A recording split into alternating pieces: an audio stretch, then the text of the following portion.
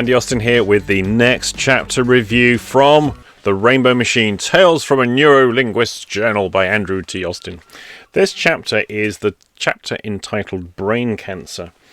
Now, this is a case study from a session that I did a long time ago, where a young woman presented to me in quite a state. And as the chapter explains, it transpires that she had heard, whether the doctor said it or not, doesn't really matter, but what she had heard the doctor say was that the surgery that she was facing, this was for a tumour on her acoustic nerve, would either leave her disfigured, or without the surgery, she would probably die. So she had to choose between facial disfigurement and death. She didn't die, nor did she get any facial disfigurement, luckily. And then sometime later, she started to develop anxiety and panic attacks and was in quite a state. And using some hypnotic work, we got to the point where she realized that she was told, whether it was said or whether it's what she heard being said, because they're not always the same thing, that she would be dead within 9 years. I don't think a doctor would ever have said that, to be honest. But nevertheless, that's what she understood to have been said. And the 9 years was up the week that I was seeing her. And so now, without the disfigurement, she had made the choice to have the surgery, but she hadn't had the consequence. So she's now caught subconsciously in this bind between disfigurement or death. She didn't get the disfigurement, so now she's got death, and the 9-year lifespan is up. So she's caught in a bit of a double bind there. And so that's the basis of the work that we did. It's explained better in that particular chapter. But when I was rereading this just now, it got me thinking about a few things that I see and hear in the alphabet therapy scene, shall we say. Alphabet therapies are things like NLP, IMT, EMDR, EFT, TFT, all the alphabet soup of different therapies, of which there's hundreds of them. Stories of healing, stories of recovery abound. And there's quite a few high-profile people within those alphabet therapies who've actually made a career for themselves with their story of miraculous healing. So they had some hideous cancer, whether it was a brain cancer or cancer somewhere else, unspecified. And through the techniques that they employed, which is now the techniques they're selling, the model they're selling, it was a miracle. They were healed. They were cured. One of these particular people, I shan't name this person or give any hint as to who they are, but one of these people claimed that they had a particular type of cancer and that the power of their alphabet therapy cured them, and they have built a career on this for the last 25 years. Well, it just so happens I used to work quite a lot when I worked in the hospital with patients with that particular condition. It's not a condition that we, as clinicians, would call cancer. Sure, it's within the boundaries of the category of cancer, but it's not malignant, it's not going to metastasize. And most of the time, if you do nothing, it goes away on its own. And for those that it doesn't go away on its own, there's a very, very simple drug treatment when given, nearly has a 100% success rate. It's quite remarkable how effective it is. But that's not the story that this particular person tells. The story they tell is how they became aware of this cancer and the doctors couldn't do anything for them. And they went off and embarked on this personal, in-depth exploration and adventure and arrived at this particular miraculous therapy that they now teach and profit from. And they were healed. And the doctors had never seen anything like it. The doctors were amazed. The doctor's jaw hit the floor. They've never seen anything like it. They couldn't explain it. And that's a critical part of the narrative of these miraculous healings. The doctors are always amazed. The doctors didn't have anything else they could offer in terms of treatment. They've never seen anything like it before, and they can't explain it. That's just the standard repertoire that goes with these miraculous healings. Well, I worked quite a lot of years at the hospital, and I never saw anyone behave in those ways. We were stunned, we were amazed. No, we were just really pleased the person recovered. But what most of these people don't do is they don't tell you about the surgery, the radiotherapy, the drug treatments, the chemotherapy, and all the other stuff that they have had done. They don't tell you those things. They tell you how awful those things were, but they make an attribution to the healing, to being the therapy they're selling. I just want to give a real-world example of one that I lived through firsthand when I worked at the hospital. So we had a patient in who had been in an accident, and the accident was very bad. And this person was in intensive care for a very long time. And all the time they were in intensive care, it was touch and go. And there was repeated surgeries had to be performed. And this person was in intensive care for a long time.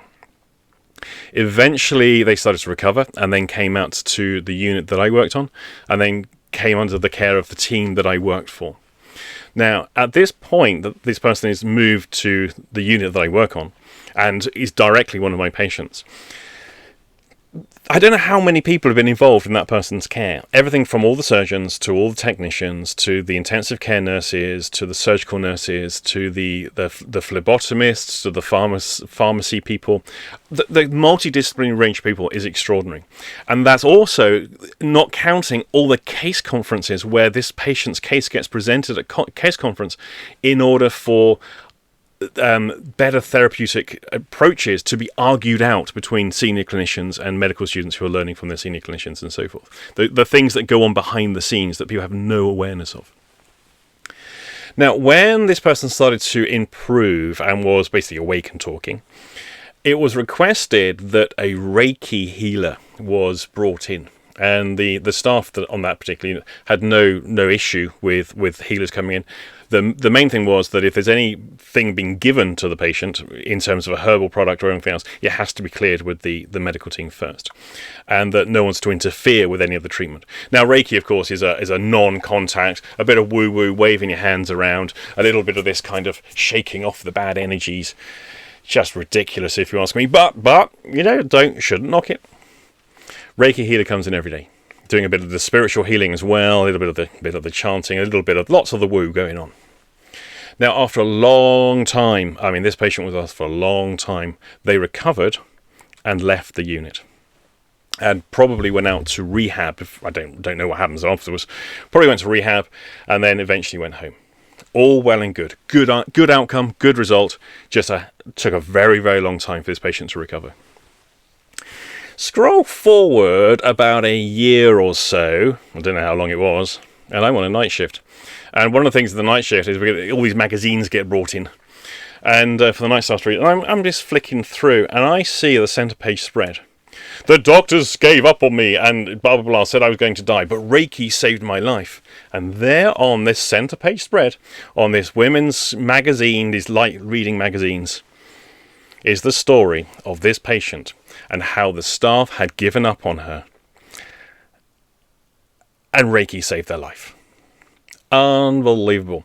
There was no credit given to any of the medical team or any of the nursing team or any of the other many multidisciplinary people involved in her care. Nope, nothing. All attribution was made to the Reiki healer. I took it out onto the unit and showed the other staff. They were like, what? Now, this is what happens. And this is what therapists and coaches do when they recover. Now, I've just got what I'm ranting here. Have you noticed?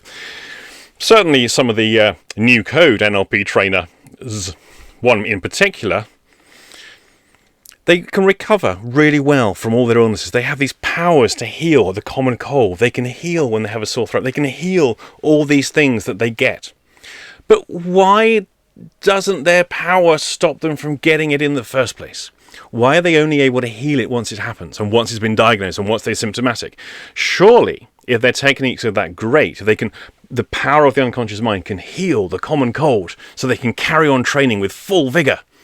Surely, they wouldn't have got it in the first place if their immune system was as powerful as they claim it to be.